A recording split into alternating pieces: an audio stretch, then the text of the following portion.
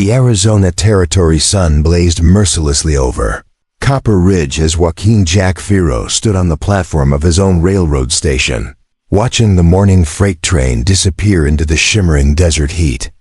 Sweat beaded on his bronze skin, a heritage that marked him as different in a world that demanded he choose sides between his Apache mother's people and his Mexican father's legacy. At 34, Jack had built the Desert Star Railroad from nothing, connecting remote mining towns to the main Southern Pacific line, but success had come at a price that grew heavier each day.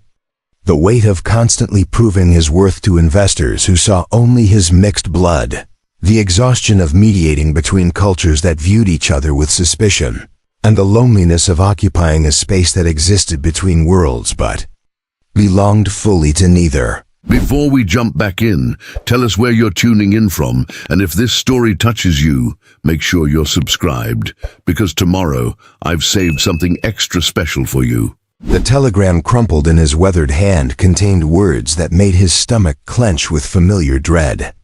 Mother's condition worsening. Doctor says weeks, maybe days. Come immediately, Doc Martinez. Jack's mother, Maria Firo, lay dying in the sprawling adobe ranch house 15 miles outside town, her body finally succumbing to the lung fever that had been slowly claiming her for months.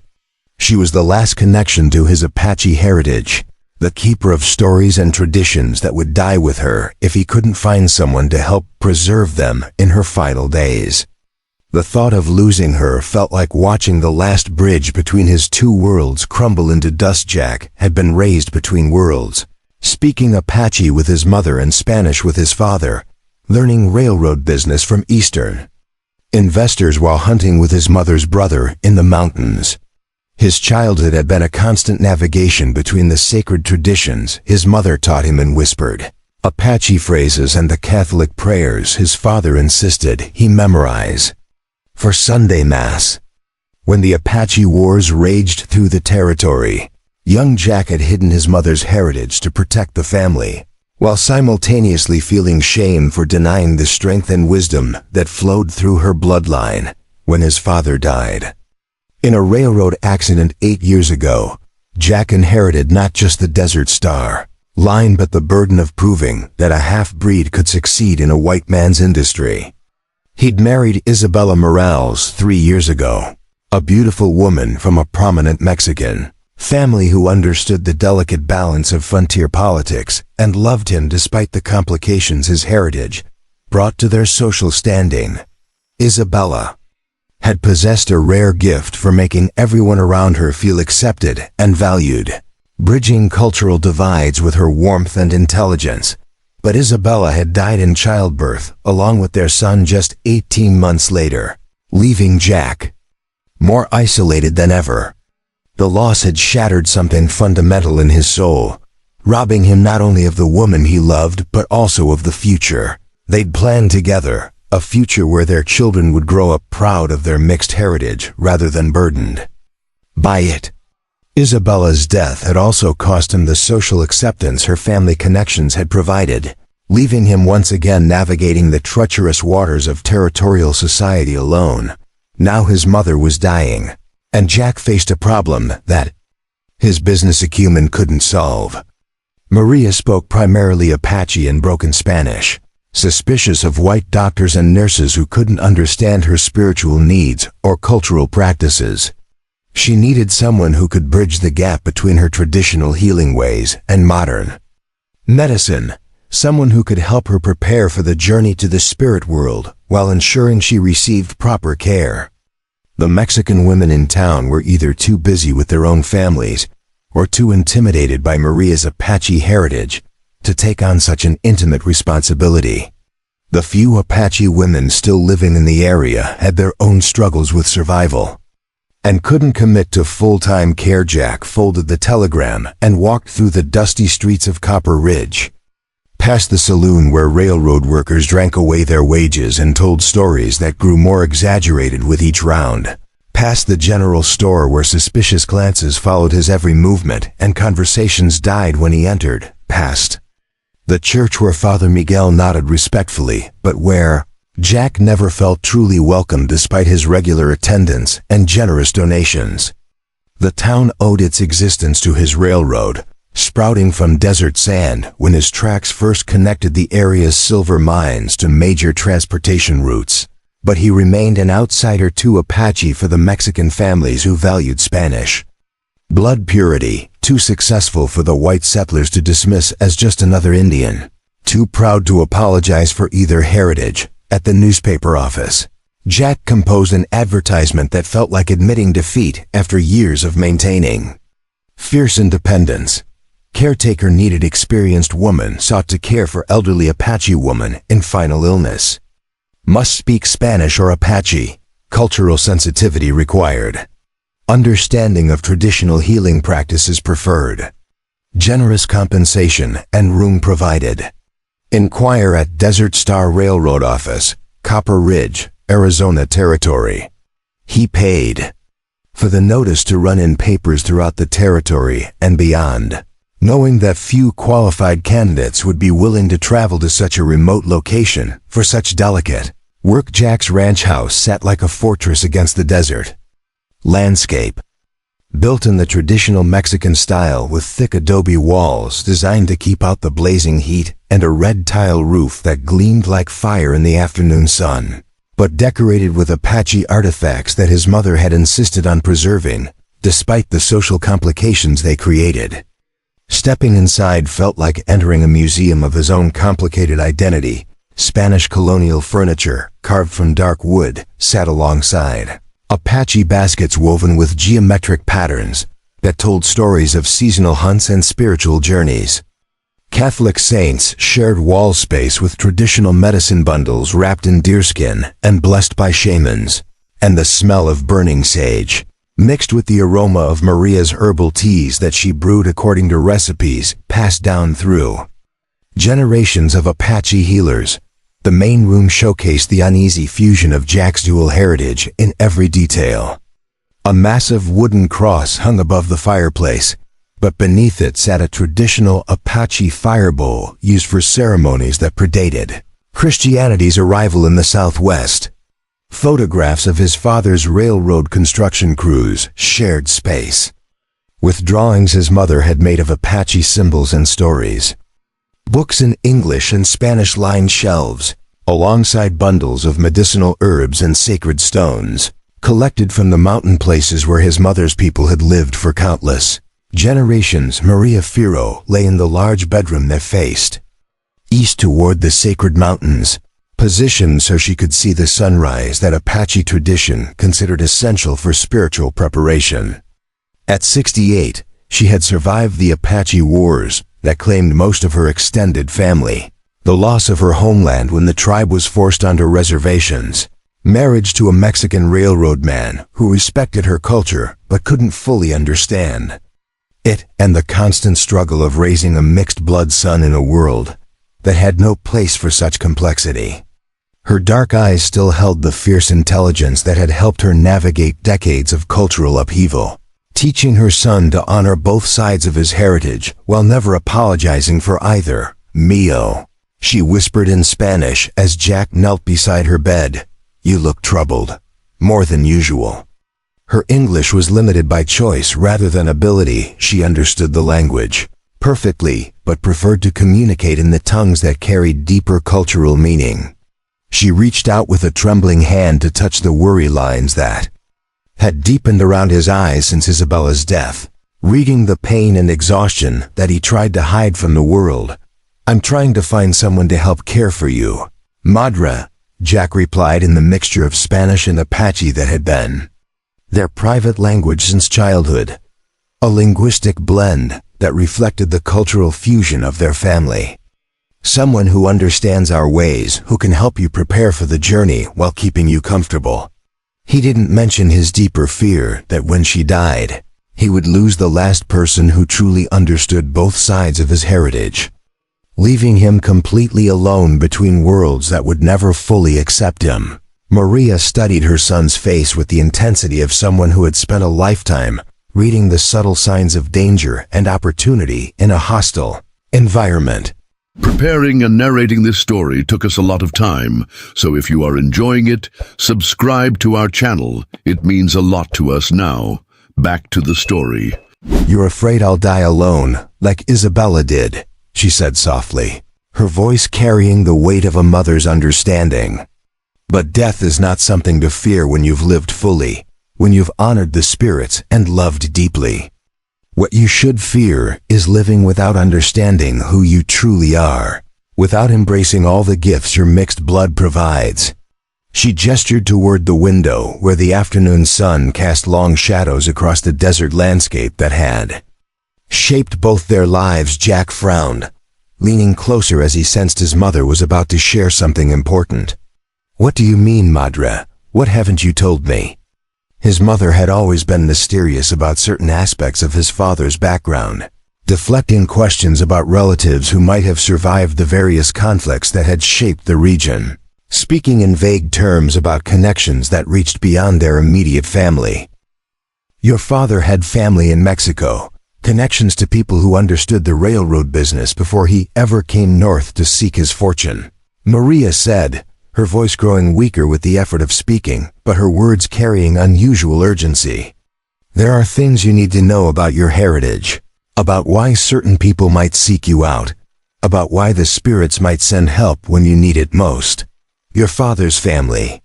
They had daughters, twins born just months before he left Mexico. The family was separated by the wars, scattered like seeds in the wind." Her eyes drifted closed, and Jack could see that the conversation had exhausted her, but her words had awakened questions that burned in his mind. Twins? Family members he'd never known existed. His father had rarely spoken of his life in Mexico, claiming the memories were too painful after losing touch with his relatives during the constant political upheavals that plagued the region.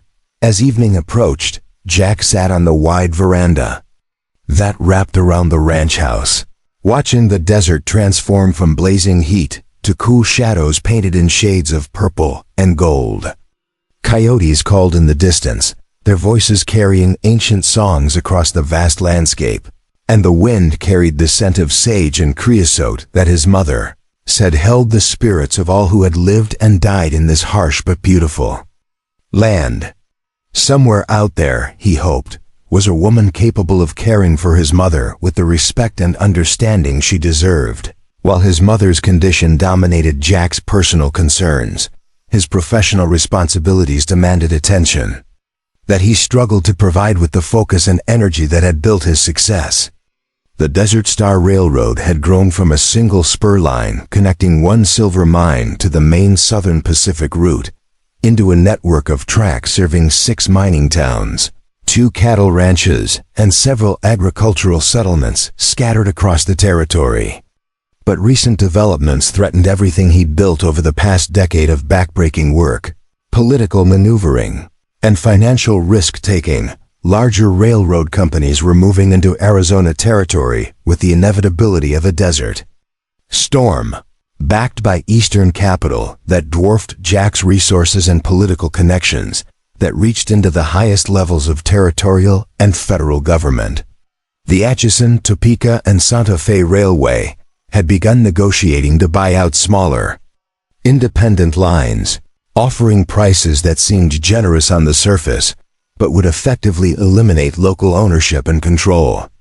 Their representatives spoke of efficiency and modernization, but Jack recognized the language of conquest disguised as progress. Several mine owners who depended on Jack's trains for shipping their ore to processing facilities had recently received pressure to switch their contracts to the larger companies, threatened with reduced shipping rates if they continued supporting the independent Desert Star line. 2 of his most profitable clients had already signed exclusive agreements with AT&SF, citing economic necessity despite their personal preference for dealing with local ownership. The message was clear: conform or be eliminated. Jack's office in town served as the nerve center of his railroad empire, its polished wooden desk covered with detailed maps of his rail network, framed photographs of steam engines and construction, crews celebrating completed sections of track, and filing cabinets full of contracts, correspondence, and financial records that represented years of careful planning and execution. But lately, the office felt more like a battlefield command post as he fought to maintain his company's independence against increasingly aggressive competition from corporations that viewed his success as an obstacle to their territorial expansion. "Mr. Firo," said his chief engineer, Tom Bradley, as he entered the office with a stack of reports and the grim expression that had become too familiar in recent weeks. "We've got serious problems with the Silver Creek Bridge again. The winter floods damaged the supports more than our initial inspection revealed, and the repair costs are going to run significantly higher than estimated." Bradley was one of the few Anglo employees who treated Jack with genuine respect rather than barely concealed resentment, having worked his way up from track layer to engineer through pure competence and loyalty rather than family connections or racial preferences. Jack reviewed the engineering reports with growing concern, studying detailed drawings that showed extensive damage to the bridge's foundation supports and calculations that projected repair costs approaching $10,000. The Silver Creek Bridge was crucial to serving the most profitable mines in his network, but major repairs would require capital he couldn't easily spare without jeopardizing other essential maintenance projects. "How long can we operate safely with temporary supports?" he asked, calculating the financial implications of various repair options while considering the political consequences of any service interruptions. "Maybe 6 months, if we're lucky and don't get another bad storm season," Bradley replied with the honest assessment that Jack valued even when the news was discouraging. "But if that bridge goes down, we lose access to 3 major mines and probably half our freight revenue within a month." The unspoken reality was that Jack's competitors would be delighted to step in and serve those mines if the Desert Star line became unreliable, using any service interruption as justification for permanent contract changes. Adding to these mounting pressures was the constant political balancing act required to operate a railroad in territory where cultural tensions ran high and every business decision carried social implications.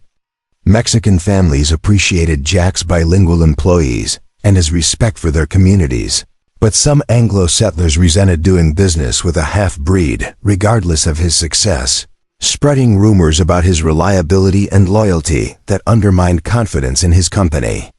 Apache bands in the mountains viewed any railroad as an invasion of their traditional lands, while territorial authorities expected Jack to prove his American loyalty by distancing himself from his native heritage. Jack's marriage to Isabella had helped stabilize some of these relationships, providing social connections to influential Mexican families and demonstrating his commitment to building bridges between communities, rather than exploiting cultural divisions for business advantage. Her presence at social gatherings had lent respectability to his enterprises, while her family's endorsement had encouraged other prominent families to trust him with their business. Her death had not only devastated him personally, but also weakened his political position in subtle ways that he was still learning to navigate. Wealthy widows were expected to remarry quickly for social and economic stability, and several influential families had tactfully suggested eligible daughters who might provide both companionship and business advantages. But Jack had shown no interest in these arranged possibilities, earning a reputation for being either too proud or too heartbroken to make practical choices. Some whispered that his mixed blood made him unsuitable for their daughters anyway, while others speculated that he was waiting for an Apache woman to honor his mother's heritage.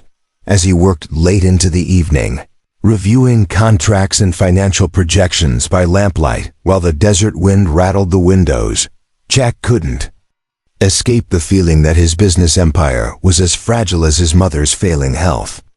Both required careful attention and the right kind of help to survive the challenges ahead, but finding that help seemed increasingly difficult in a world where trust was a luxury he could rarely afford and where every alliance carried potential risks as well as benefits. The newspaper advertisements that Jack had placed began appearing in publications throughout Arizona Territory and beyond. carried by the same railroad networks that he helped maintain and extending into regions where his business reputation preceded him. In Phoenix, the territorial capital where political decisions affecting all railroad operations were made, several readers noted the unusual request with varying degrees of interest and skepticism. In Tucson, where Mexican families maintained strong social networks and Apache raids were still recent memories, the advertisement sparked conversations about the complexities of caring for native elders in a changing world. In El Paso, where the railroad boom had created opportunities for women with nursing skills and cultural sensitivity. A former Army nurse named Catherine O'Brien considered responding but ultimately decided that caring for an Apache woman might revive too many painful memories from her service during the Indian campaigns.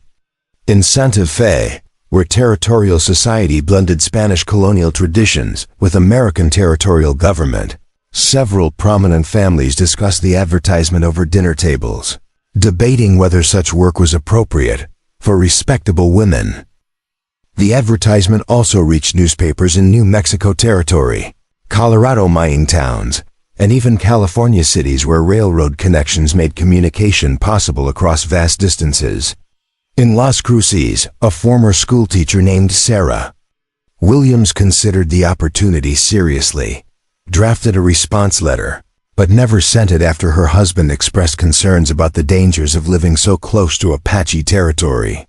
In Albuquerque, a young widow with nursing experience spent several days composing and recomposing a response, ultimately deciding that caring for a dying woman would be too emotionally demanding so soon after losing her own mother.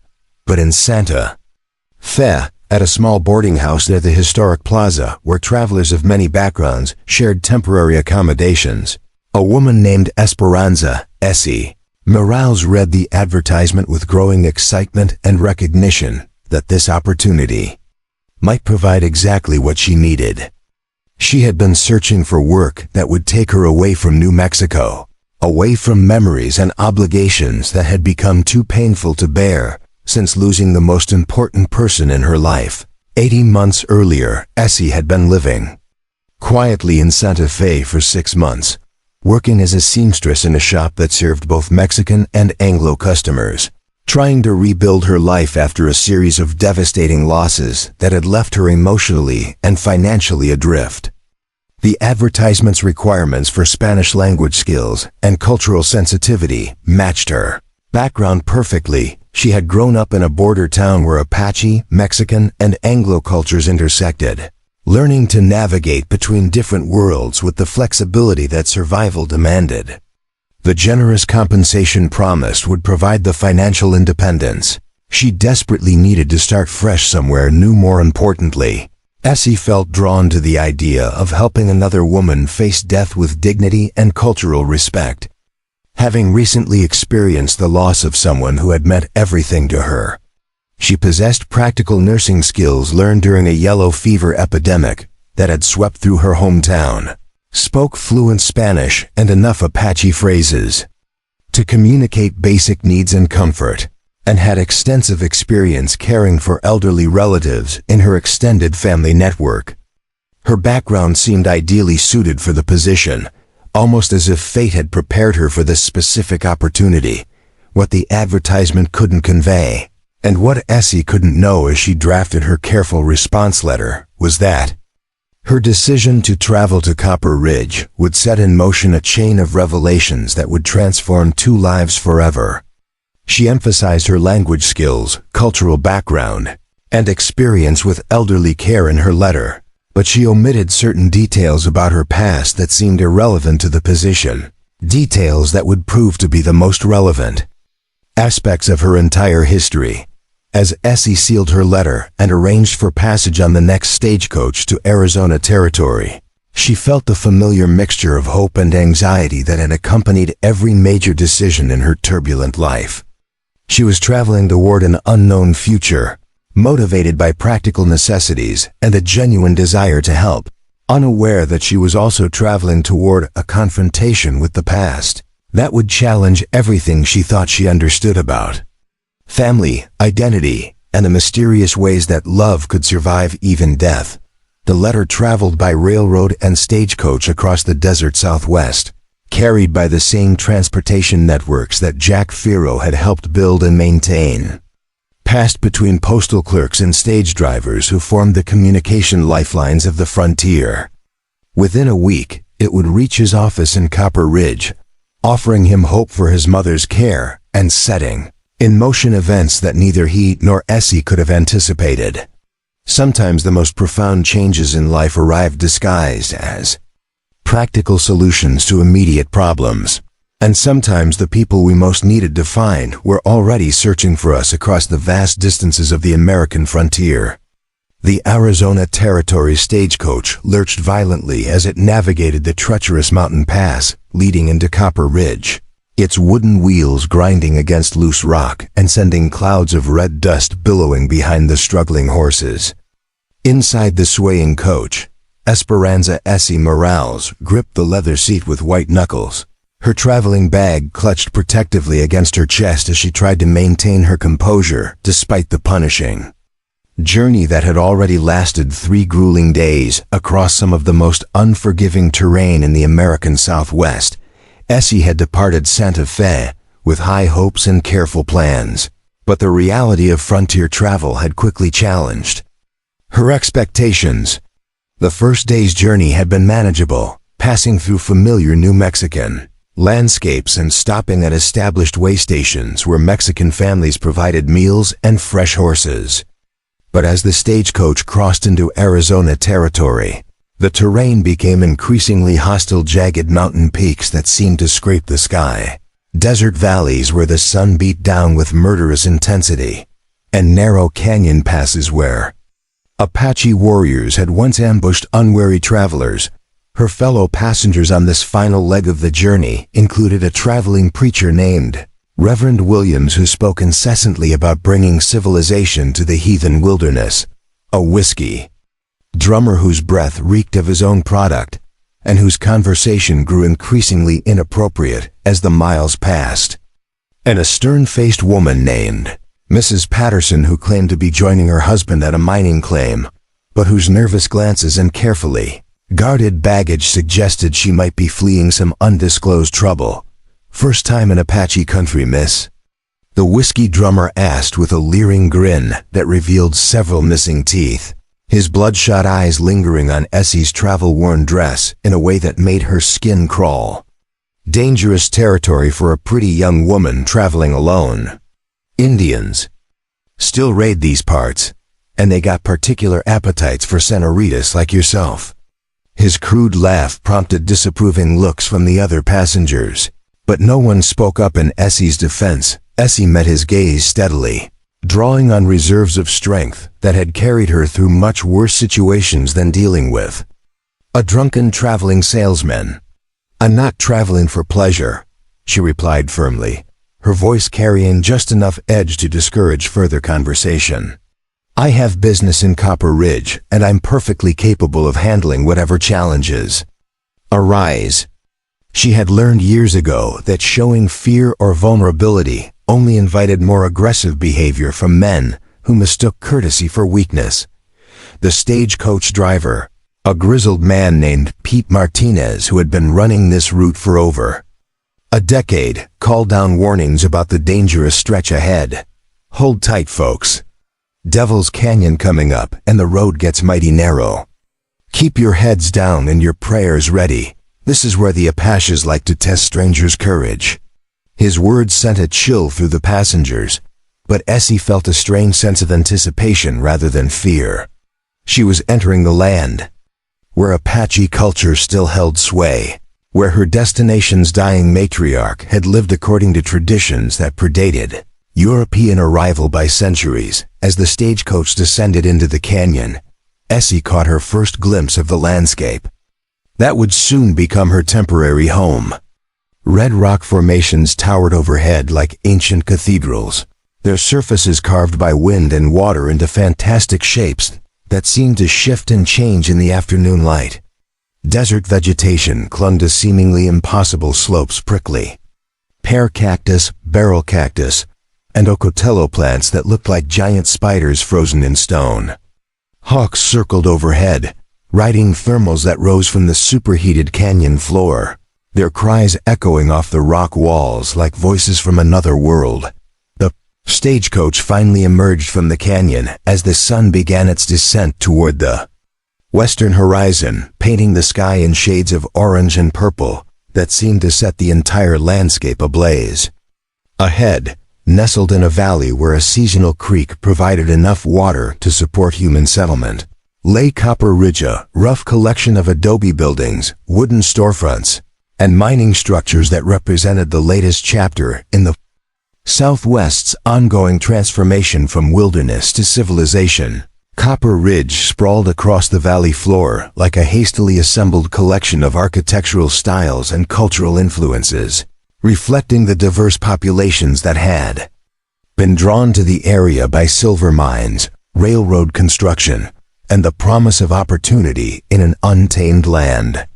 Adobe buildings constructed in the traditional Mexican style sat alongside wooden structures that followed Eastern American patterns, while mining equipment and railroad tracks created industrial scars across the natural landscape. The main street ran parallel to the railroad tracks, lined with businesses that served the varied needs of miners, railroad workers, ranchers, and the occasional travelers who passed through this remote outpost.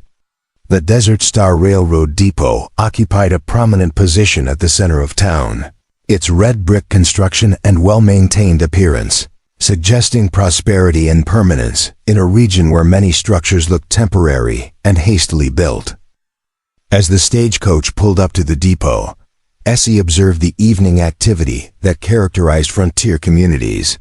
Mexican vaqueros rode past with jingling spurs and weather-beaten faces, their horses' hooves kicking up dust that hung in the still air. Anglo miners emerged from saloons with the unsteady gait of men who had spent their shift underground and their evening wages on whiskey and poker.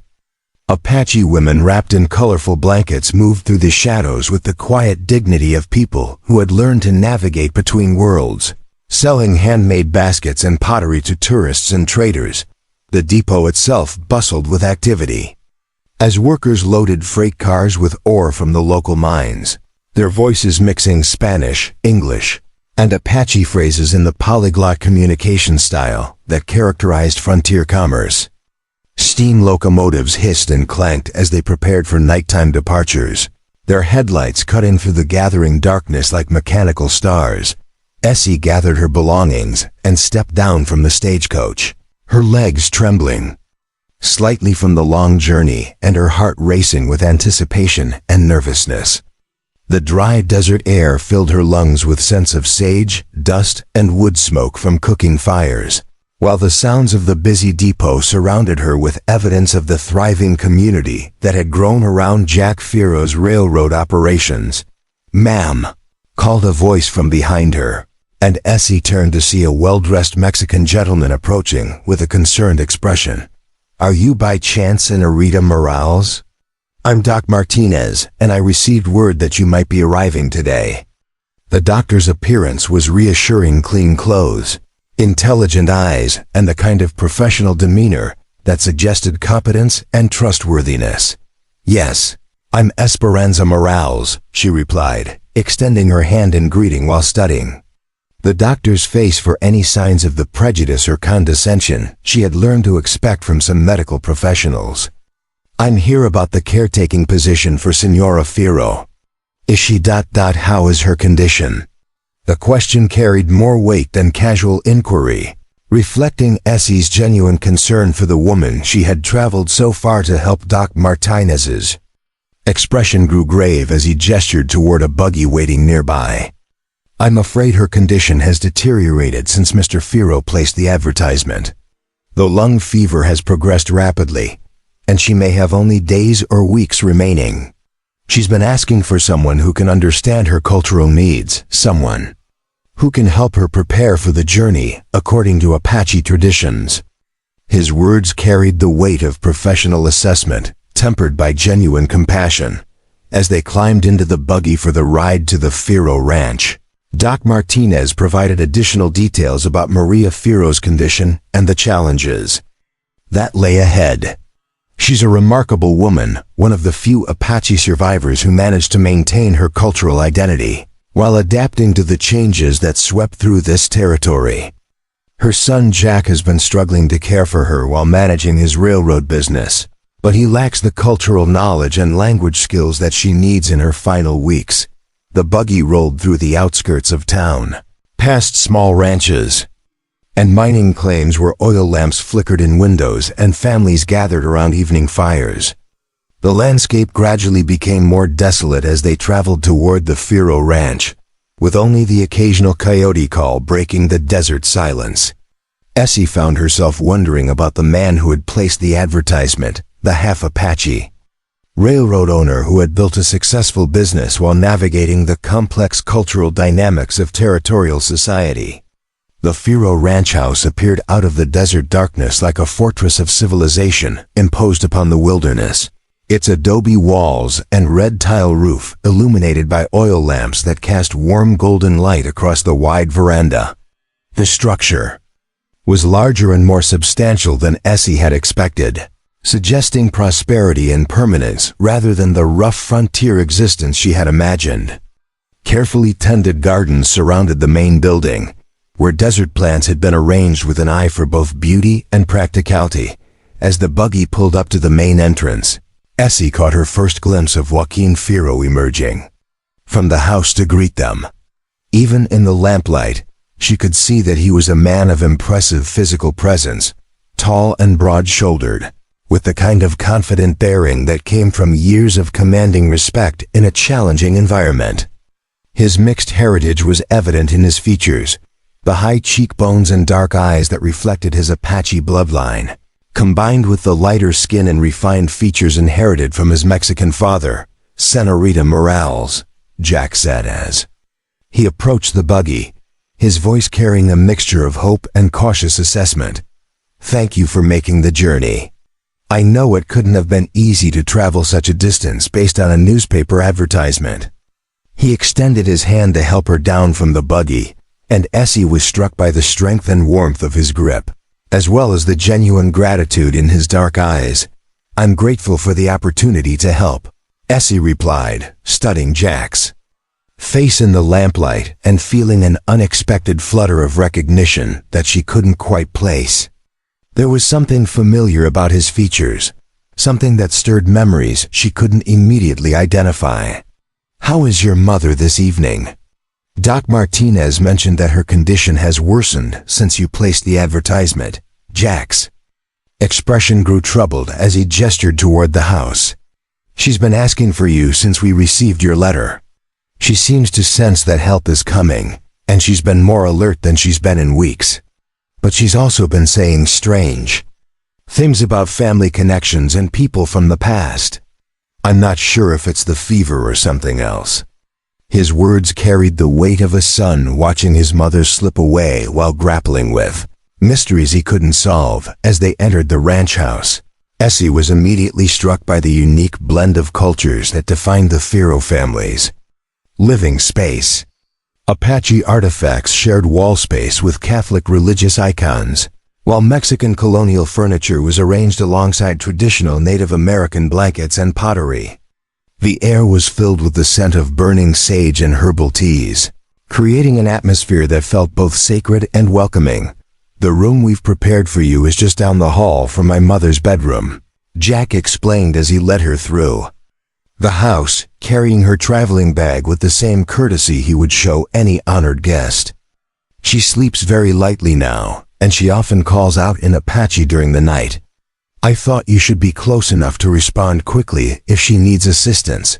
Before Essie could respond, a weak voice called out from the bedroom in a mixture of Apache and Spanish that she somehow understood, despite not being fluent in either language. "Mio, bring her to me. I need to see her face, to understand what the spirits have sent us." The voice carried an authority that transcended physical weakness, the kind of command that came from a lifetime of leading others through difficult times. Jack paused at the bedroom door, his hand on the wooden frame as he looked back at Essie, with an expression of mingled hope and concern. She's been insisting that she needs to meet you tonight, despite her exhaustion. Are you prepared for this? She can be intense when she's trying to understand something important. His warning carried the affection of a son who respected his mother's wisdom, even when he couldn't fully comprehend her insights. Essie nodded, squaring her shoulders as she prepared to meet the woman who had summoned her across hundreds of miles of desert wilderness. "I'm ready," she said, though her heart was beating rapidly with anticipation and a strange sense of approaching destiny. She had no way of knowing that the next few minutes would begin unraveling mysteries that had shaped her entire life. Maria. Firo's bedroom was a sanctuary of Apache traditions preserved within the walls of a Mexican colonial ranch house, where traditional medicine bundles hung alongside Catholic crucifixes, and the scent of healing herbs mingled with the smoke of ceremonial sage. The dying woman lay propped against pillows that had been arranged to face the eastern window, following Apache customs that ensured her spirit would be oriented toward the sacred mountains when the time came for her final journey. Despite her illness, Maria's eyes held the fierce intelligence and spiritual authority that had helped her survive decades of cultural upheaval and personal loss.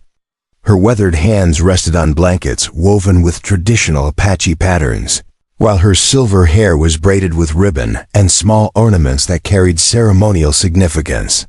She studied Essie with the intensity of someone who had learned to read character and intention in a single glance. "Come closer, Hija," Maria said in Spanish, her voice weak but carrying unmistakable command. "Let me see your face in the light." As Essie approached the bed, Maria's expression shifted from curiosity to recognition, to something approaching shock. Her trembling hand reached out to touch Essie's cheek, and her eyes filled with tears that spoke of mysteries beyond simple human understanding. "Dios mío," Maria whispered, her voice breaking with emotion. "It cannot be. But the spirits do not lie, and my eyes still see clearly." She turned toward Jack, who was watching the exchange with growing confusion and concern. "Mio, do you not see? Do you not recognize what has been sent to us?" Her words carried the weight of revelation that would change everything they thought they understood about family and fate. Essie felt a strange resonance in Maria's presence, as if some part of her soul was responding to recognition that her conscious mind couldn't process. "Signora Firo," she said gently, "I'm here to help you in whatever way I can. If there's something about my appearance that troubles you, please tell me how I can better serve your needs." Her words carried genuine concern mixed with curiosity about the older woman's intense reaction. Maria's grip on Essie's hand tightened with surprising strength as she pulled her closer to the bed. "Tell me about your family, Hija. Tell me about your sister, about the loss that brought you to this place." Her words were more command than request, spoken with the authority of someone who had earned the right to demand truth from those who entered her presence. The question struck Essie like a physical blow, awakening grief that she had been trying to suppress for 18 months. I had a twin sister," she said, her voice barely above a whisper. "Isabella. She died in childbirth, and I've been trying to find my way ever since. How did you know about her?" The pain in her words was evident, but so was her confusion. About how a dying Apache woman could know about the most devastating loss of her life. Jack stepped forward, his face pale with growing understanding that he wasn't yet ready to accept. "Isabella," he repeated, his voice hollow with shock. "My wife's name was Isabella Morales." The room fell silent except for the sound of Maria's labored breathing and the distant call of coyotes across the desert night. Maria looked back and forth between Jack and Essie, her eyes bright with tears and the kind of spiritual insight that came from standing at the threshold between life and death. "The spirits told me that help would come, that family would return when it was needed most. But I never imagined ... She paused, gathering strength for words that would transform two lives forever. "Hija," You are not just here to help me die. You are here to help both of us understand that love survives even death, that family connections transcend the boundaries of the physical world.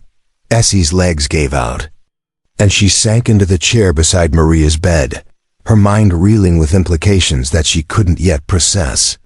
You knew Isabella, she said, the words coming out as a statement rather than a question. You knew my sister. The recognition was beginning to dawn, bringing with it a mixture of joy and pain that threatened to overwhelm her carefully maintained composure. She was my daughter-in-law, Maria said softly, her voice carrying the weight of love and loss. That connected all of them.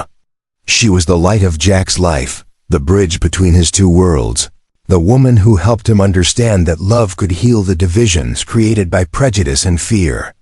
And now you are here, her twin sister, sent by the spirits to help us both find peace in the midst of our grief. Jack stood frozen in the doorway, his mind struggling to process revelations that changed everything he thought he knew about fate, family, and the mysterious ways that love could survive even death.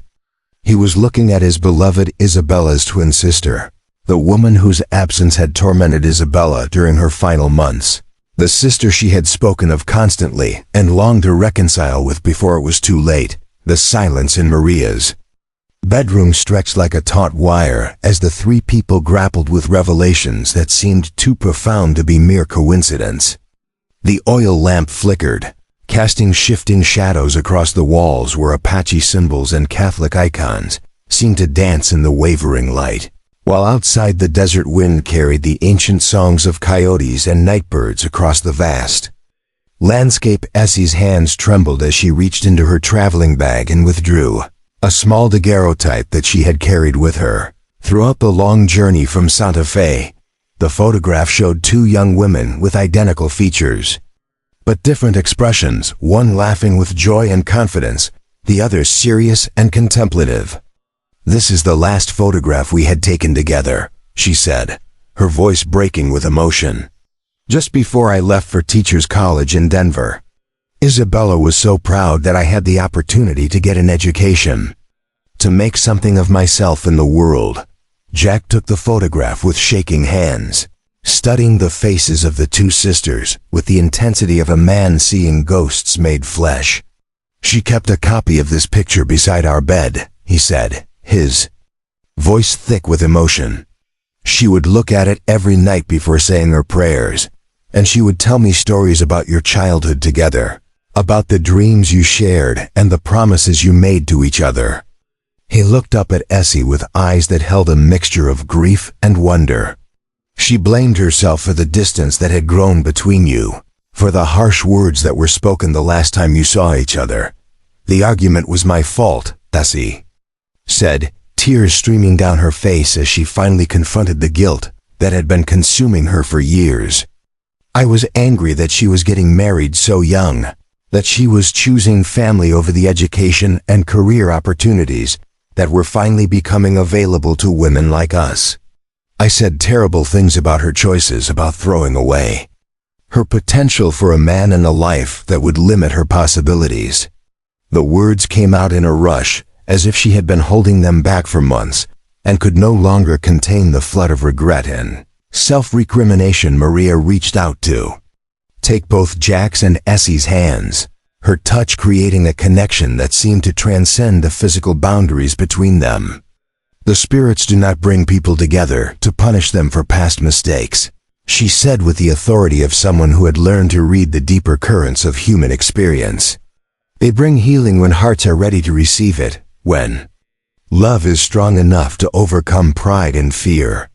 Her words carried the weight of Apache, wisdom combined with the compassion of a woman who had lost much but had learned to find meaning in the midst of suffering. Isabella never stopped loving you, Jack said, his voice steady despite the tears that streamed down his face.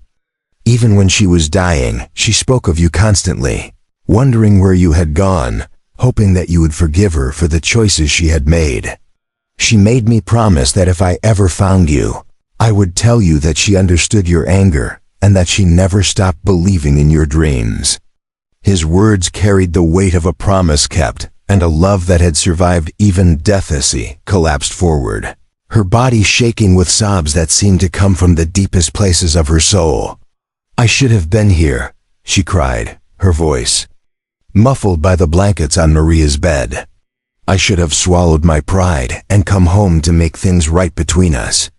Instead, I was too stubborn, too convinced that I was right and she was wrong. By the time I received word that she was gone, it was too late to ask for forgiveness or to tell her how much I loved her despite our differences." Maria's voice cut through Essie's grief with the gentle authority of a woman who had learned to comfort the inconsolable. "You are here now, Haija. You are here at the time when you are most needed, when your love and your skills can make a difference in the lives of those who remain. Isabella's spirit guided you to this place, to this moment, to this opportunity to honor her memory by caring for the family she loved."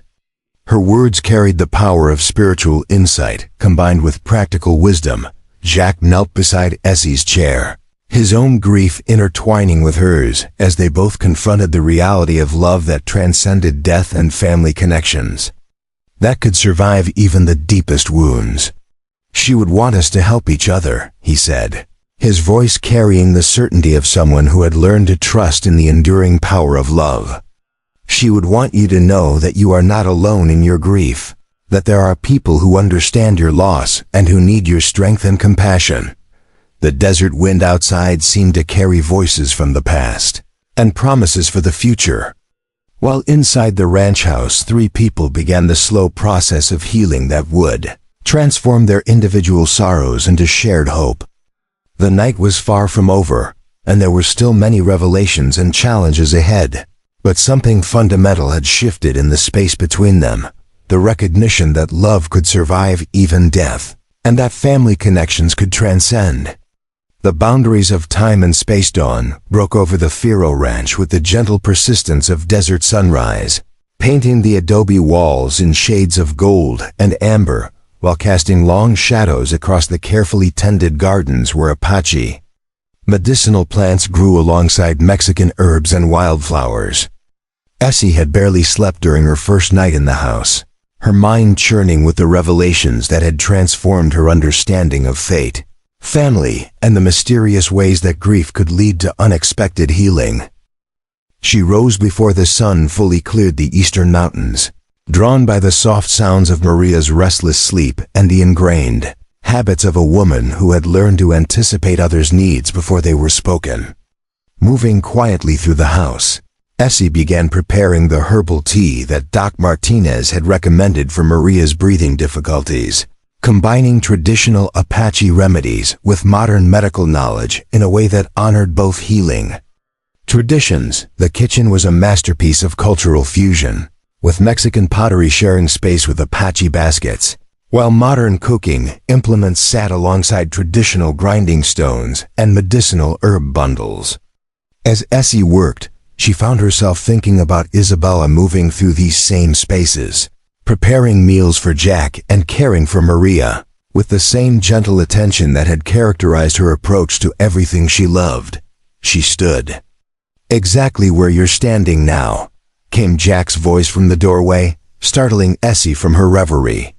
He was already dressed for the day's work, but his eyes held the exhaustion of someone who had spent the night wrestling with emotions too complex for easy resolution. Every morning, she would rise early to prepare Mother's tea, and she would hum softly while she worked. "You have the same careful way of moving, the same attention to detail that made her such a natural caregiver." Essie turned to face him, noting the way morning light revealed the depth of his mixed heritage. Strong Apache features softened by Mexican refinement, the kind of striking appearance that would command attention in any setting. "I hope I can provide even a portion of the care she would have given," she said softly. "I know I can never replace her, but I want to honor her memory by helping your mother find peace in her final days." Their conversation was interrupted by Maria's voice calling from the bedroom, speaking in Apache words that Essie somehow understood despite her limited knowledge of the language. The tone carried urgency mixed with the kind of spiritual authority that transcended linguistic barriers, and both Jack and Essie immediately set aside their conversation to respond to her needs. Maria was sitting up in bed when they entered, her eyes bright with the kind of clarity that sometimes preceded significant changes in a patient's condition. "The spirits have been speaking to me through the night," she said, her voice stronger than it had been in days.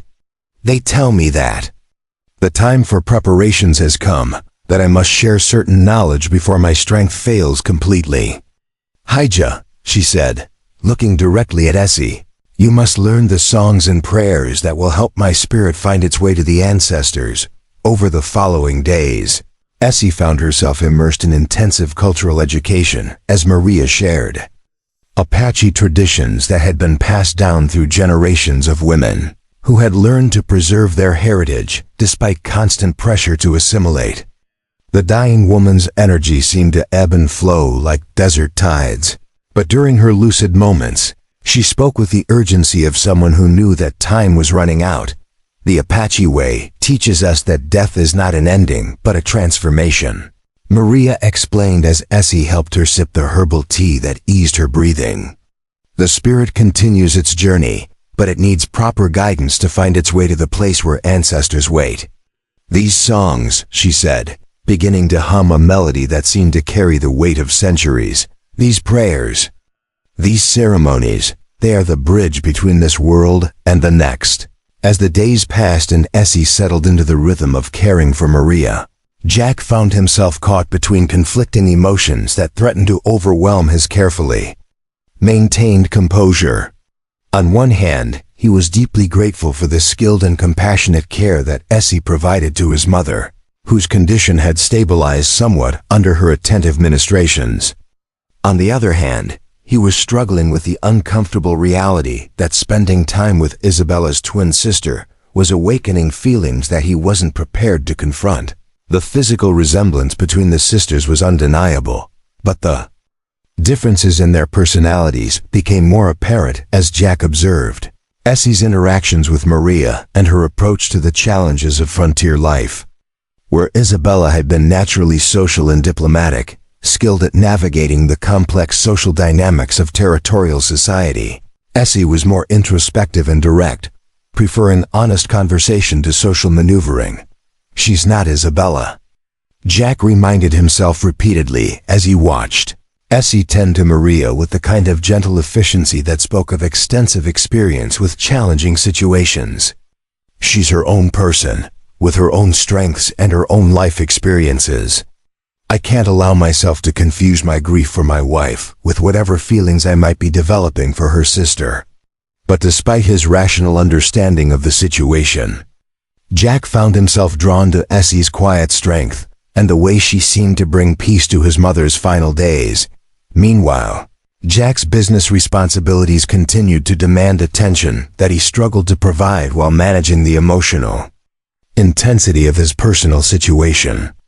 The railroad's financial pressures had not diminished during the week since Essie's arrival, and several critical decisions required his immediate attention.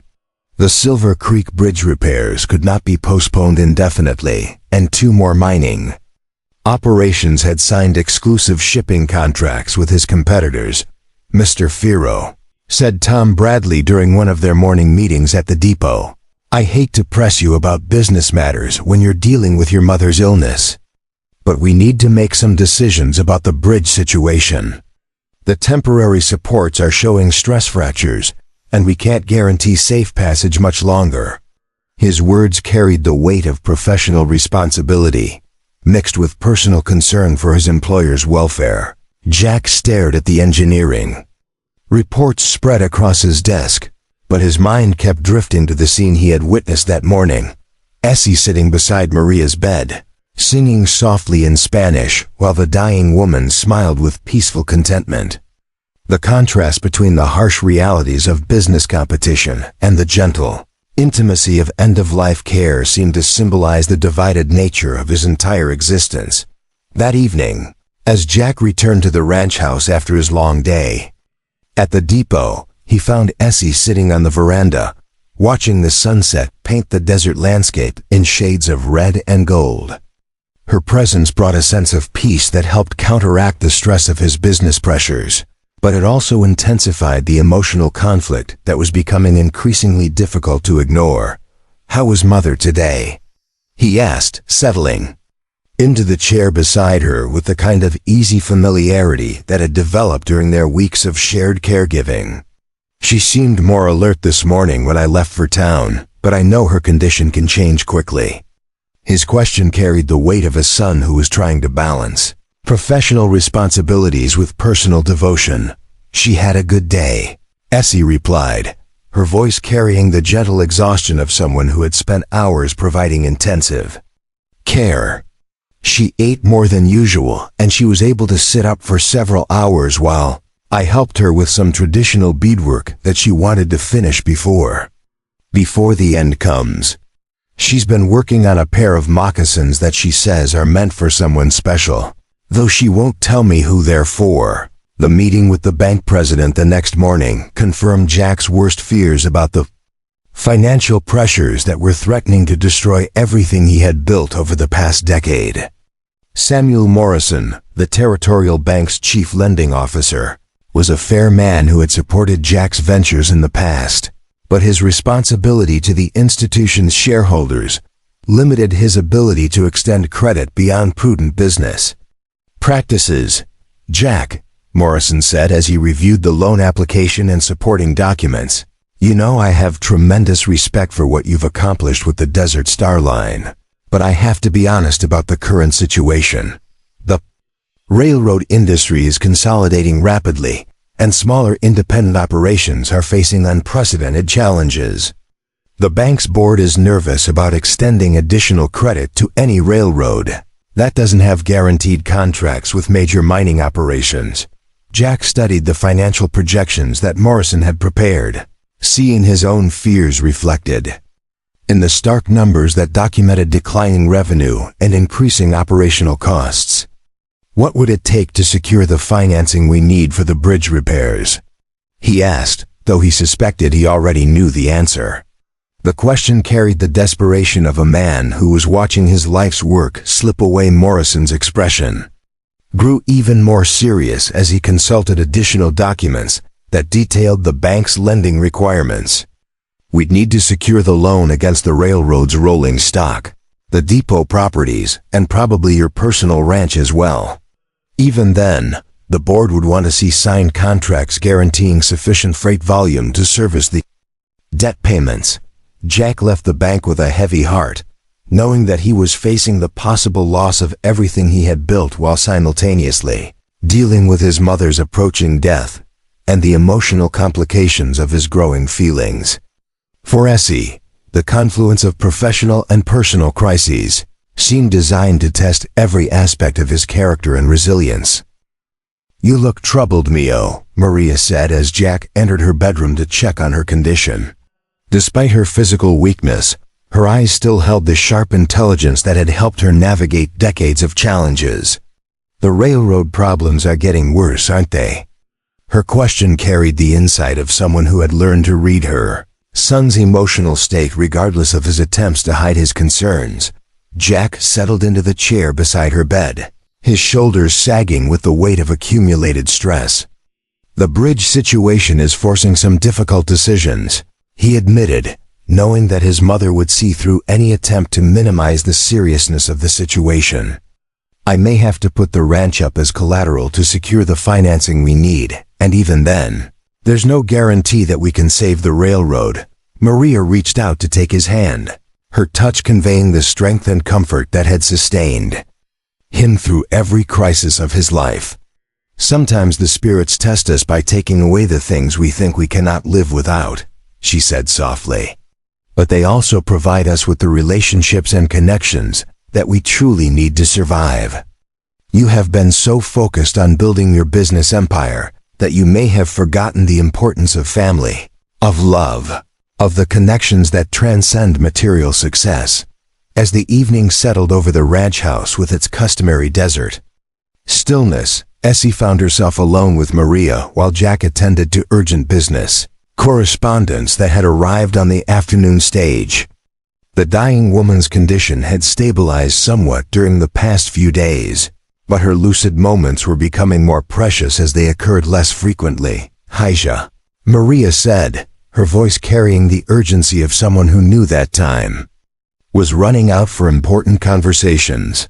"There are things I must tell you about the connections between our families. Things that Jack doesn't know and that you need to understand before I join the ancestors." Her words carried the weight of secrets that had been carefully preserved for decades. Essie leaned closer to the bed, sensing that she was about to learn something that would fundamentally change her understanding of her own history. "What kind of connections, Senora Maria?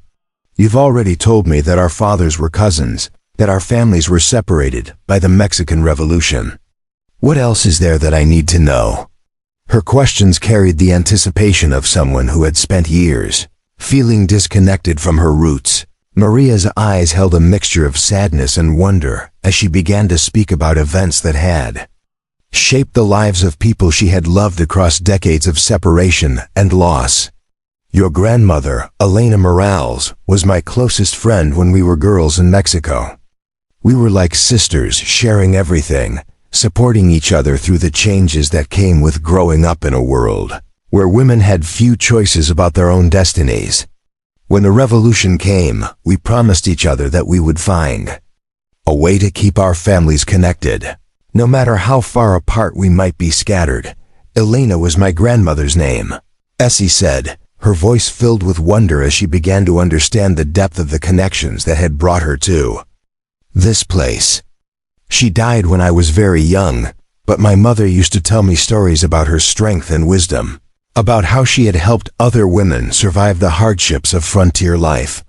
She never mentioned having a close friend named Maria, but then there was so much about our family history that was lost during the years of upheaval." Maria's face brightened with the joy of someone who had finally found the opportunity to honor old promises and restore broken connections. "Elena and I exchanged letters for years after our families were separated, sharing news about our children and grandchildren, maintaining the bond that had sustained us through our youth. When your parents were married, Elena sent me a photograph of the wedding, and when you and Isabella were born, she sent me pictures of the twin daughters who looked so much like their beautiful mother. But the letters stopped coming during the Apache Wars," Maria continued, her voice growing sad, as she recalled the painful period when communication had become impossible. "I never knew what happened to Elena, whether she had died or simply moved to a place where the mail couldn't reach her.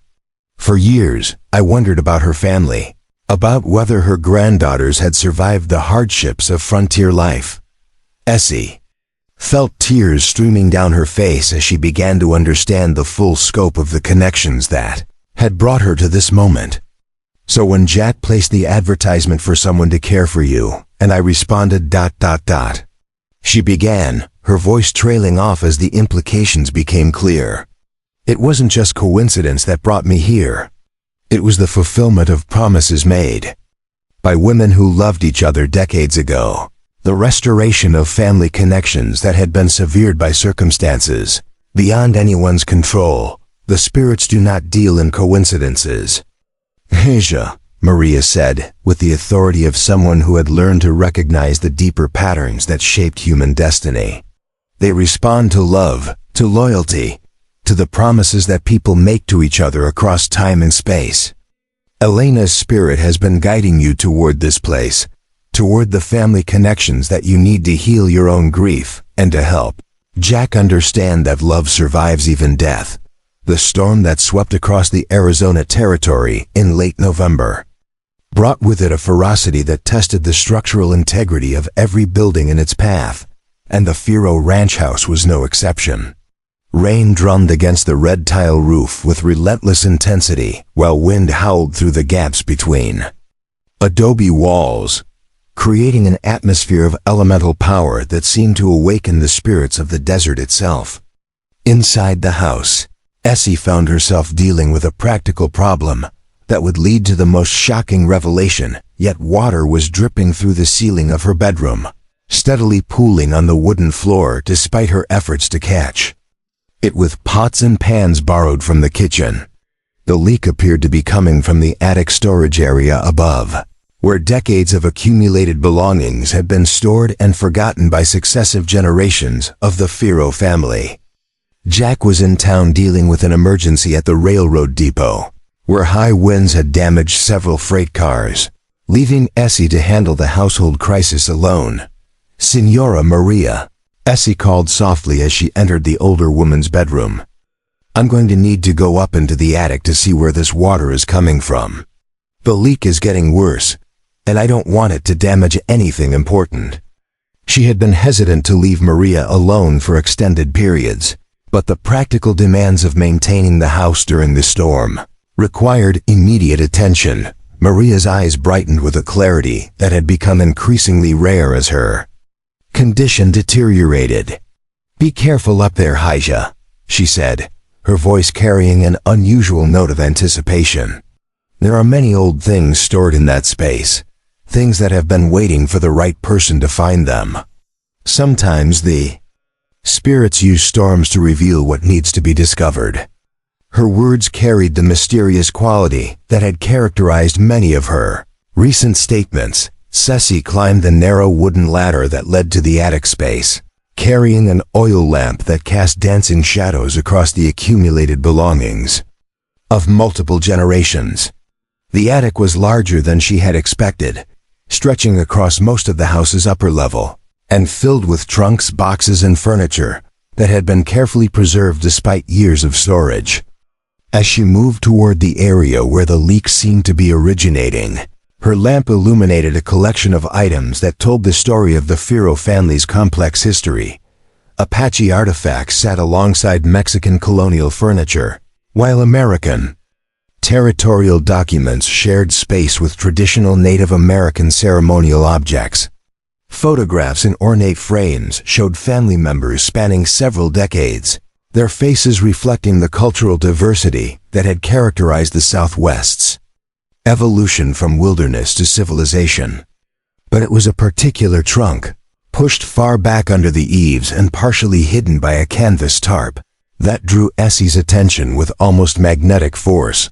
The trunk was made of dark wood with brass fittings that had tarnished with age, and its surface was covered with travel stickers and shipping labels that indicated it had journeyed across vast distances before finding its final resting place in the Firo attic.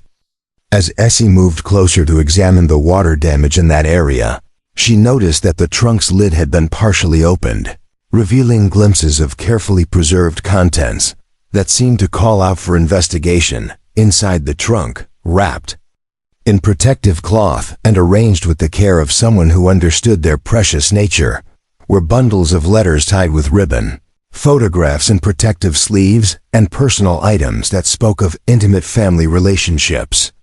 The letters were addressed to various members of the Firo family, but many bore the return address of E. Morales, Las Cruces, New Mexico Territory, written in a feminine hand that made Essie's heart race with recognition.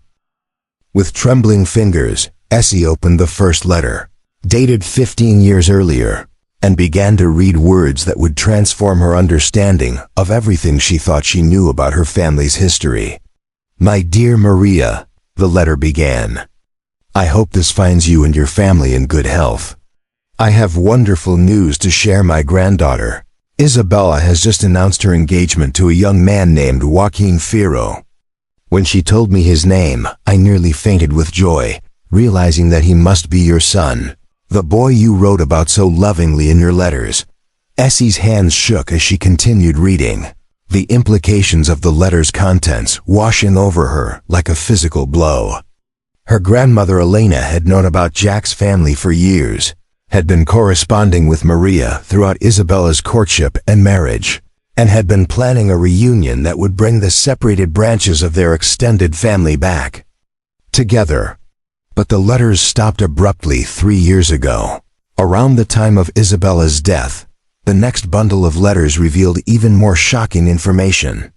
Elena had been planning to travel to Arizona Territory for Isabella's wedding, bringing with her the other twin granddaughter Essie so that the family connections could be properly restored. The trip had been postponed due to Elena's failing health, then canceled entirely when news of Isabella's death reached New Mexico.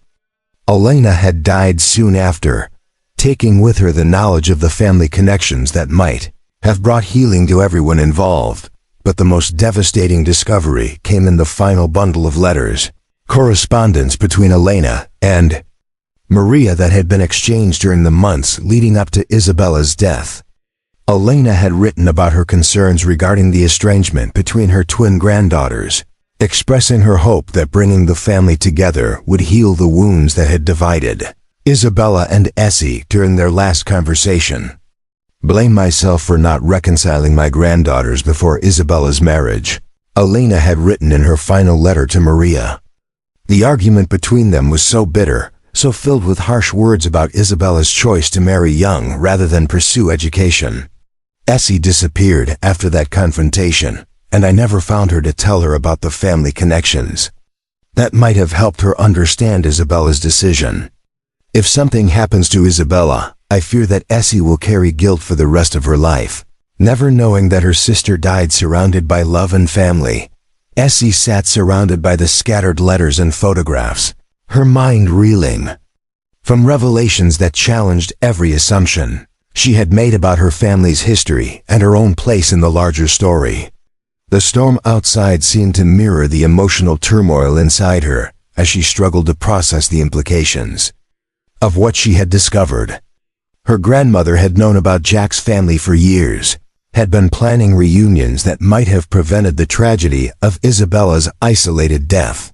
The sound of Jack's return from town interrupted her solitary grappling with these revelations. His boots echoed through the house as he called out to check on Maria's condition and assess the damage from the storm.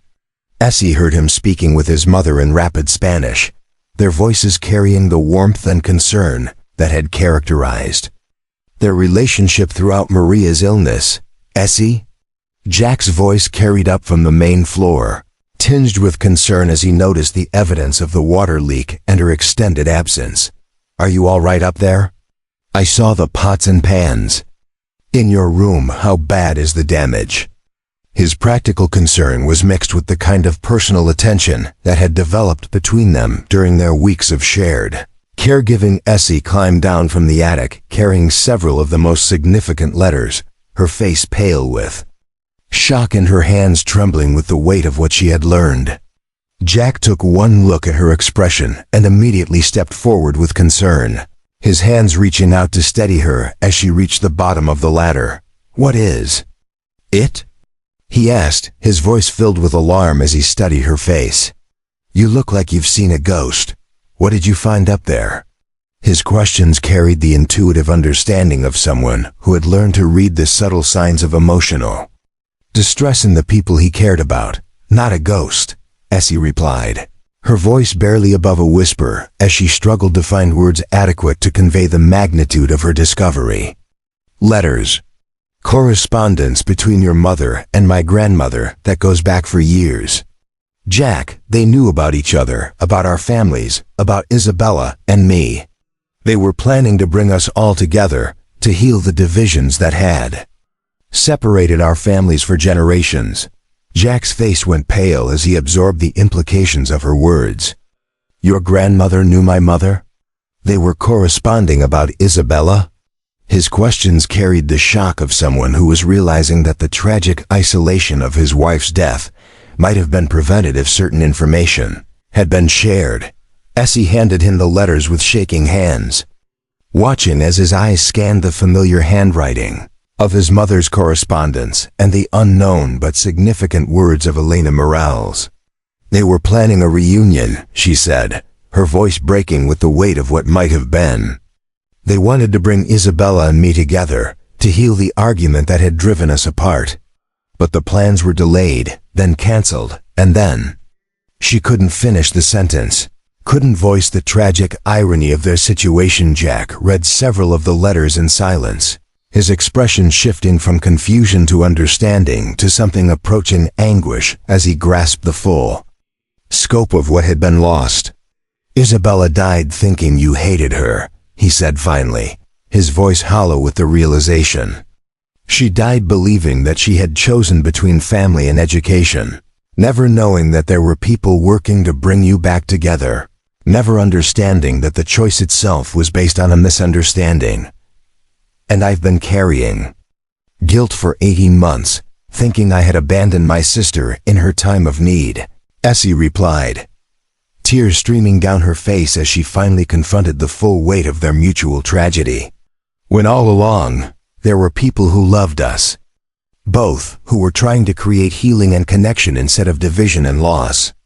We've all been suffering unnecessarily, separated by circumstances that could have been prevented if we had simply known the truth. The two of them stood in the hallway, surrounded by the evidence of family connections that had been hidden. For years, both grappling with the realization that their shared grief had been magnified by ignorance of the very relationships that might have provided comfort and healing. The storm outside began to subside, but the emotional tempest inside the house was just beginning to reach its full intensity. The discovery of the letters prompted an immediate family conference as Jack and Essie brought their findings to Maria's bedside, seeking explanations for the hidden correspondence and the tragic miscommunications that had shaped all their lives. Maria's eyes brightened with recognition as she saw the familiar letters, but her expression also carried the sadness of someone who had been forced to keep painful secrets for too long. I wondered when you would find those, Maria said, her voice carrying the weight of years spent hoping for this moment, while dreading its emotional consequences. Elena and I wrote to each other every few months for over a decade, sharing news about our families and planning for the day when we could bring everyone together. We knew that you girls needed to reconcile, that the argument between you had been based on misunderstandings about family expectations and personal choices. Jack settled into the chair beside his mother's bed, his face reflecting the emotional exhaustion of someone who had absorbed too many revelations in too short a time. Why didn't you tell me about the correspondence, Madre? Why didn't you tell Isabella that her sister's grandmother was working to bring them back together? His questions carried the frustration of someone who was realizing that communication might have prevented tremendous suffering. Maria's expression grew defensive as she struggled to explain decisions that had seemed reasonable at the time, but had proven tragically short-sighted. We wanted to surprise you both, she said, her voice growing weaker with the effort of extended conversation. Elena was planning to bring Essie to Arizona territory for Isabella's wedding, to create a reunion that would heal the wounds between the sisters and restore the family connections that had been broken by geography and circumstances. But Elena became ill and the trip was postponed, and then her voice trailed off as she recalled the cascade of events that had derailed their carefully laid plans. And then Isabella died, Essie finished, her voice carrying the bitter irony of timing that had robbed them all of the healing they had needed. She died believing that I had chosen education over family, never knowing that there were people working to bring us back together, never understanding that my absence was based on pride and stubbornness rather than lack of love. Maria reached out to take both their hands, her touch creating a connection that seemed to bridge the gap between past regrets and present possibilities. But you are here now, Haija, she said, her voice carrying the spiritual authority that had characterized her most important teachings. You are here at the time when you are most needed, when your love and your skills can make the greatest difference. The spirits do not always work according to our human timelines, but they do work according to the deeper needs of the heart. Jack studied his mother's face with the intensity of someone who was trying to understand the full scope of what she was telling them. You're saying that Essie's presence here is part of some larger plan? That her coming to care for you is connected to the family relationships that were interrupted by Isabella's death? His questions carried the skepticism of someone who had learned to rely on practical explanations rather than spiritual insights. I'm saying that love survives even death. Mio, Maria replied with the certainty of someone who stood at the threshold between life and death and could see truths that were hidden from those still fully engaged in earthly concerns.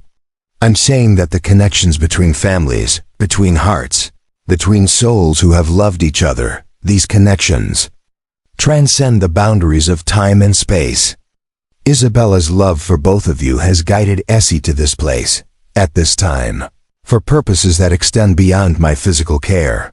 The conversation was interrupted by a violent coughing fit that left Maria gasping for breath and reminded them all of the immediate medical crisis that had brought them together.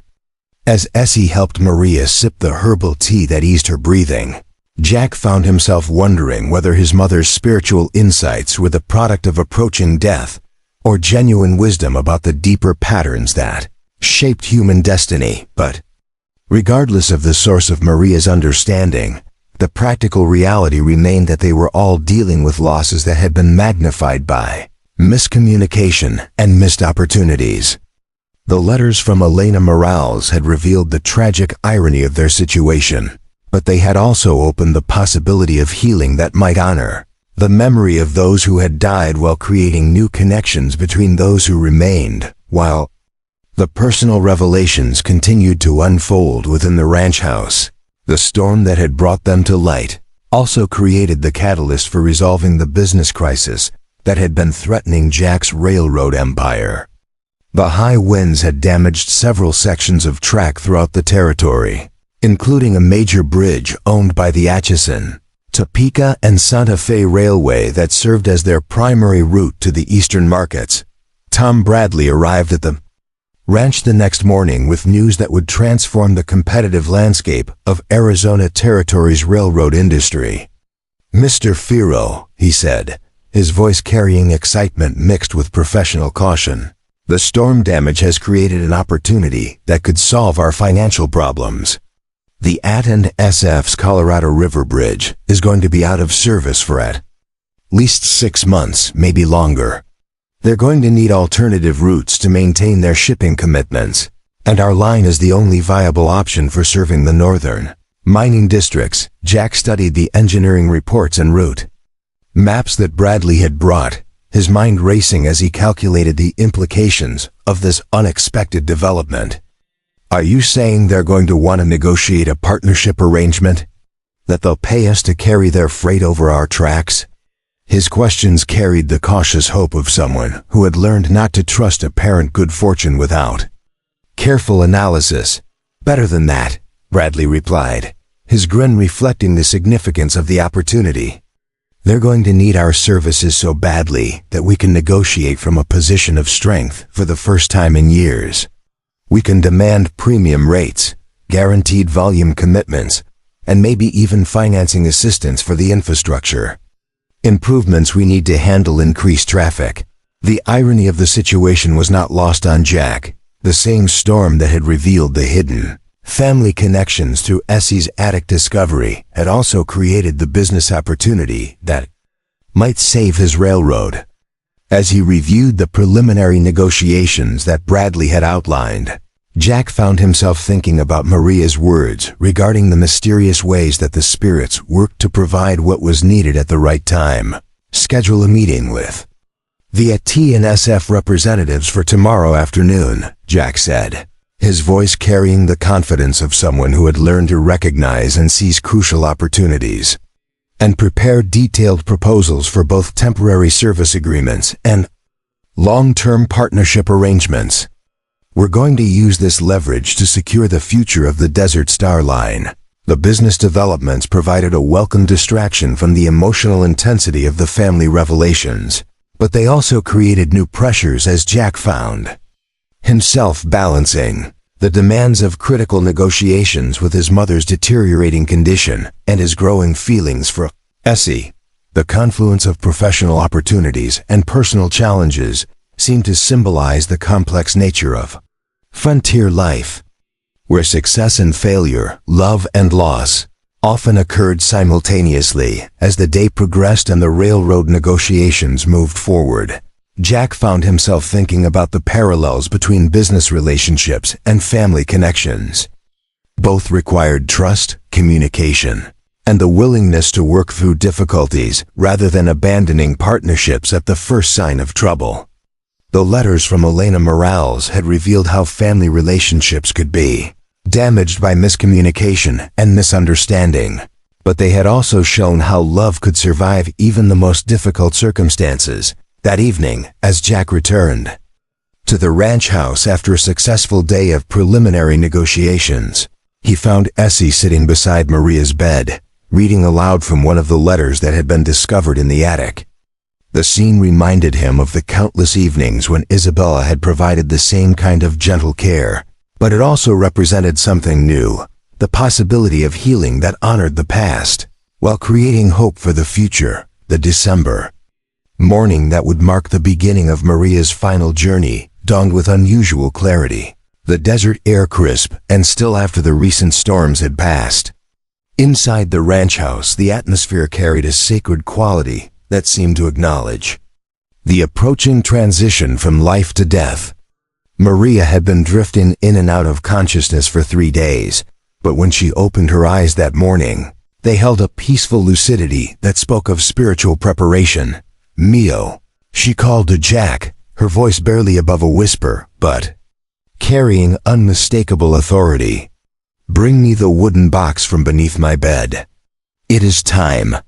Her words carried the weight of ceremonial significance, and Jack immediately understood that his mother was preparing to share something that had been waiting for this precise moment.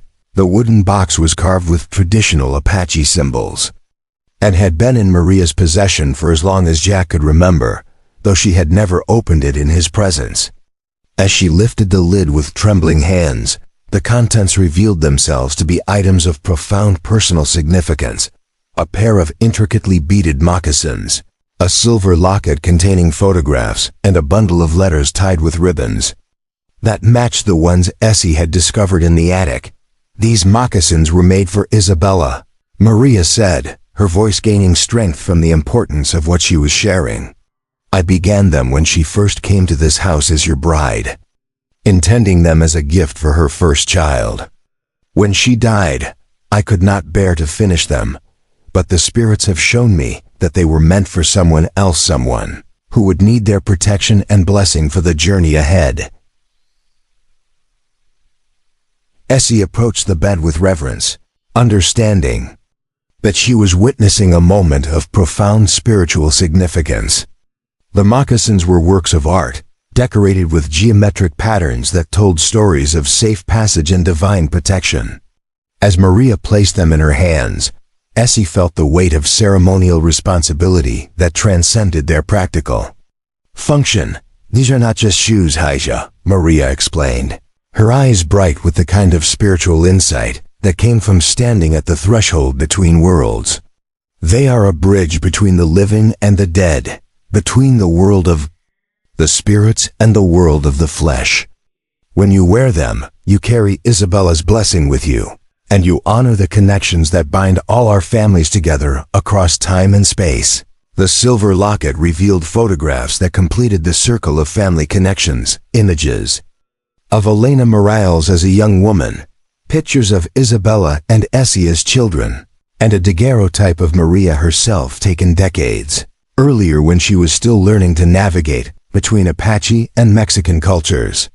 The visual evidence of these relationships provided tangible proof of the bonds that had connected their families across generations. "Your grandmother Elena gave me this locket when we were girls," Maria said, her voice carrying the weight of memories that spanned decades.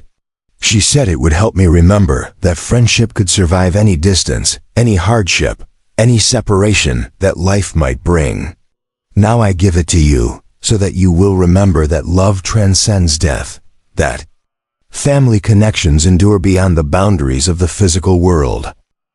Jack watched this ceremony with growing understanding of his mother's spiritual beliefs, and the depth of her connection to Essie's family. The revelations of the past few days had transformed his understanding of fate and destiny, showing him that the people who mattered most in his life were connected by bonds that extended far beyond casual coincidence. As Maria's condition continued to deteriorate throughout the day, Jack and Essie found themselves sharing the vigil that marked the final stage of her journey. The intimacy of caring for a dying person had brought them closer together than either had expected, but they had both been reluctant to acknowledge the feelings that were growing between them. "She's at peace," Essie said softly as they sat beside Maria's bed during the quiet hours of early evening. "I can see it in her face, in the way she breathes. She's ready for whatever comes next." Her words carried the compassion of someone who had learned to recognize the signs of approaching death and the grace that sometimes accompanied it. Jack nodded, his eyes never leaving his mother's face as he struggled with the reality of impending loss. "She's been preparing for this journey for months," he said, his voice thick with emotion.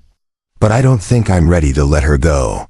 She's been my anchor, my connection to the Apache side of my heritage, my guide through every challenge I've faced." "You won't lose that connection," Essie said firmly, her hand reaching out to cover his with a gesture that carried both comfort and something deeper.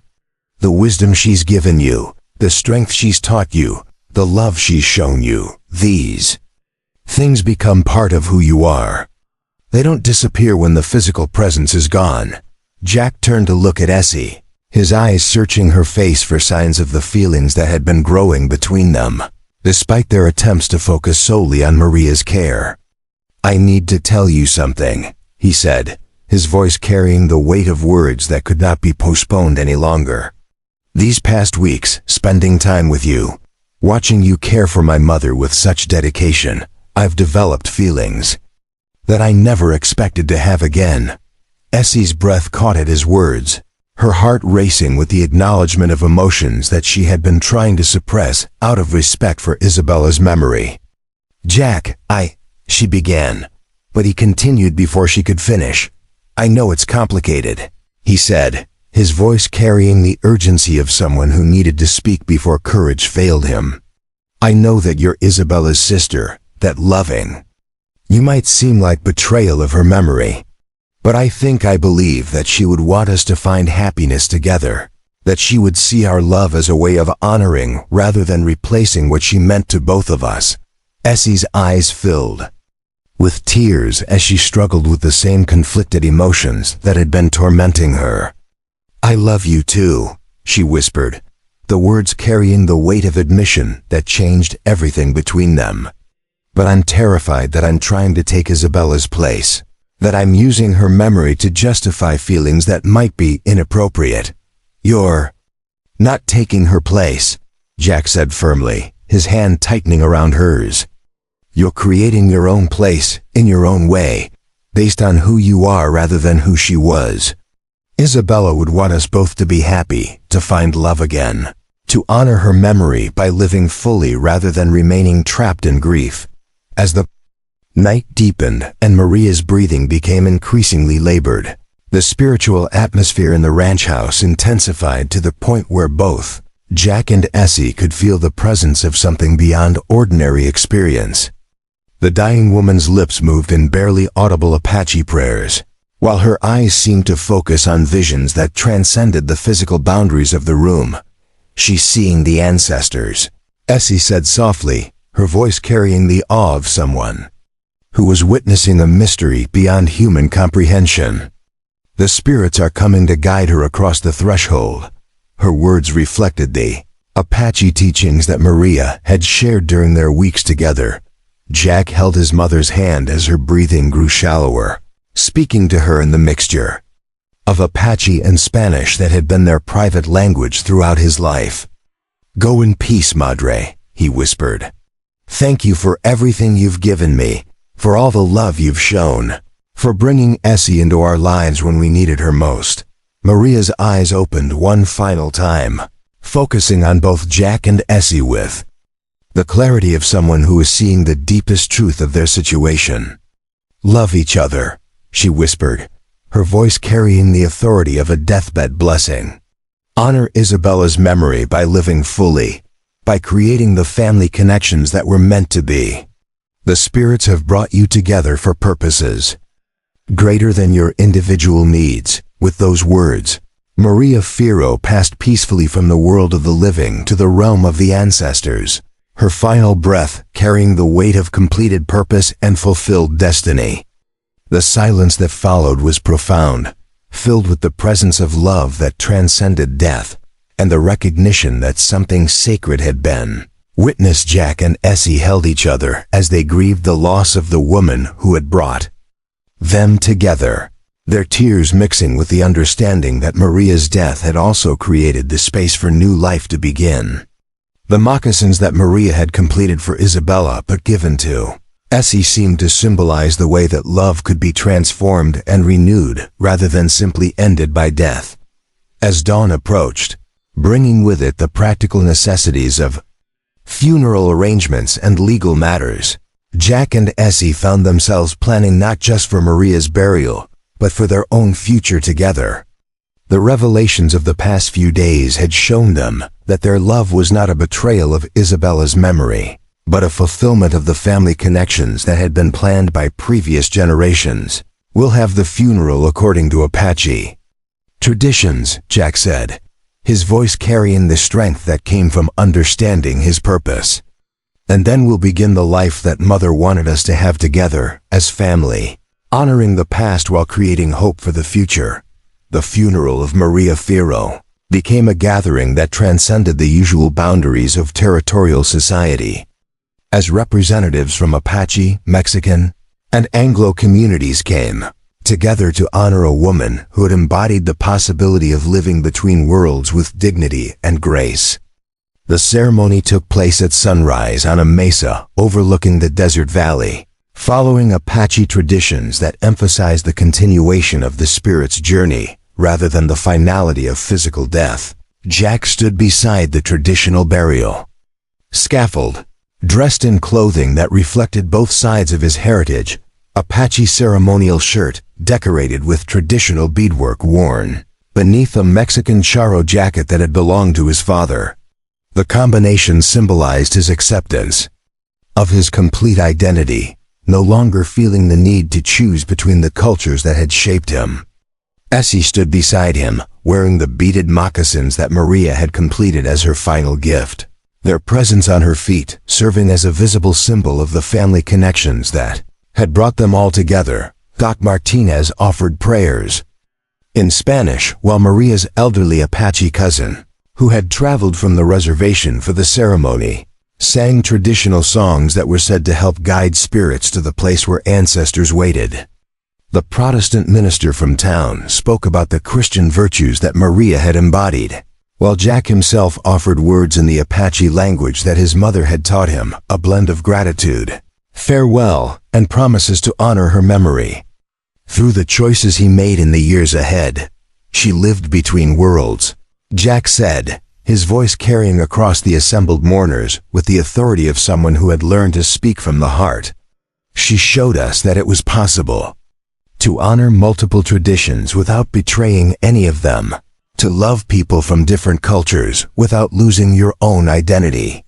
Her legacy lives on in the connections she created, the wisdom she shared, and the love she gave to everyone whose life she touched. The ceremony concluded with the traditional Apache practice of burning personal items that would accompany the spirit on its journey. But Jack and Essie kept the most precious mementos, the letters that revealed the family connections, the photographs that documented relationships across generations, and the beaded moccasins that would serve as a reminder of love that transcended death. The weeks following Maria's funeral brought remarkable changes to the business situation that had threatened to destroy Jack's railroad empire. The partnership negotiations with the Atchison, Topeka, and Santa Fe Railway had resulted in a comprehensive agreement that not only provided immediate financial relief but also established the Desert Star Line as an essential component of the region's transportation network. Mr. Firo said the AT&SF representative during the contract signing ceremony. This partnership represents more than just a business arrangement. It's a recognition that successful rail operations in the Southwest require understanding of local conditions, cultural sensitivities, and community relationships that can't be imposed from corporate headquarters in distant cities. The agreement provided funding for the Silver Creek Bridge repairs, guaranteed freight volumes that would ensure the Desert Star's financial stability, and included provisions for future expansion that would create employment opportunities throughout the territory. More importantly, it established Jack as a respected partner rather than a competitor to be eliminated, validating his vision of railroad development that served local communities while connecting them to national markets. Tom Bradley's engineering. Reports showed that the bridge repairs could be completed within 6 months, with the new construction incorporating design improvements that would handle increased traffic volumes for decades to come. The financial projections indicated that the Desert Star line would achieve profitability levels that exceeded Jack's most optimistic expectations, providing resources for both business expansion and community development projects. "We're not just rebuilding a bridge," Jack explained to the gathered railroad workers and town officials. "We're building a foundation for the future of this entire region." The partnership with ATAID and SF gives us the stability and resources we need to serve our communities while maintaining local ownership and control. The success of the railroad negotiations had broader implications for the cultural dynamics of territorial society, demonstrating that cooperation between different communities could produce better results than competition or conflict. Jack's ability to navigate between Apache, Mexican, and Anglo cultures had proven to be a business advantage rather than a limitation, creating trust and understanding that facilitated complex negotiations. As spring returned to the Arizona territory, Jack and Essie began planning a wedding that would honor both their family traditions and their personal journey toward love and healing. The ceremony would take place at the ranch house, with the celebration extending across the cultural boundaries that had once seemed insurmountable. "I want Isabella to be present at our wedding," Essie said as they discussed the ceremonial details. "Not as a shadow or a memory that haunts us, but as a blessing that sanctifies our union. She brought us together through her love for both of us, and our marriage should acknowledge that gift." Jack nodded, understanding that their wedding needed to address the complex emotions surrounding Isabella's death and their own relationship. "We'll include elements from all our traditions," he said. "Apache blessings for spiritual protection, Mexican customs for family unity, and American legal requirements for official recognition. The ceremony will reflect who we are and where we've come from." The wedding preparations became an opportunity for healing that extended beyond the bride and groom to encompass the entire community. Mexican families contributed traditional foods and decorations, while Apache relatives provided ceremonial objects and spiritual guidance. Anglo neighbors offered practical assistance and expressions of support that demonstrated the gradual breakdown of cultural barriers that had once divided the territory. Father Miguel from the Catholic Church worked with the Apache spiritual leader to create a ceremony that respected both traditions without compromising either. The Protestant minister agreed to provide legal officiating while acknowledging the multicultural nature of the celebration. The result was a wedding plan that reflected the diverse heritage of the Southwest while honoring the specific journey that had brought Jack and Essie together. Doc Martinez, who had been present at every crucial moment of their story, agreed to give away the bride in place of the father she had lost years earlier. "It seems fitting," he said with a smile. "I brought you to this ranch to care for a dying woman, and now I'm helping you begin a new life with the man you found here." The wedding day dawned clear and bright, with desert wildflowers blooming across the landscape in a display of natural beauty that seemed to celebrate the union of two hearts that had found healing through love. Guests gathered at the ranch house from across the territory, representing the diverse communities that had been touched by Jack and Essie's story. Essie wore a dress that combined traditional Mexican embroidery with Apache beadwork, while the beaded moccasins that Maria had completed served as her something old, something borrowed and something blessed by the spirits. Jack wore his father's wedding suit, modified with traditional Apache ornaments that honored his mother's memory. The combination of cultural elements created a visual representation of the harmony they had achieved between different traditions. The ceremony began with Apache prayers for spiritual protection and guidance, followed by Mexican customs that emphasized family unity and community support. Father Miguel offered Catholic blessings while the Apache elder provided traditional teachings about the sacred nature of marriage. The Protestant minister handled the legal requirements while acknowledging the multicultural context of the celebration. You have found each other through grief and loss, Father Miguel said during his blessing, but your love has transformed sorrow into joy, separation into unity, and death into new life. Your marriage honors the memory of those who have gone before, while creating hope for the generations that will come after. As Jack and Essie exchanged vows, they spoke not only of their love for each other, but also of their commitment to honor Isabella's memory and Maria's teachings. Their promises included dedication to building bridges between communities, fostering understanding between cultures, and creating a family that would embody the healing they had found together. The celebration that followed the ceremony included traditional foods from all three cultures, music that reflected the diverse heritage of the Southwest, and dancing that brought together people who had previously maintained careful social distances. The railroad workers danced with Mexican vaqueros, while Apache women shared traditional crafts with Anglo settlers' wives. As the sun set over the desert landscape, painting the sky in shades of gold and crimson, Jack and Essie stood together on the veranda of the ranch house, watching their wedding guests continue the celebration that had brought their community together in unprecedented unity.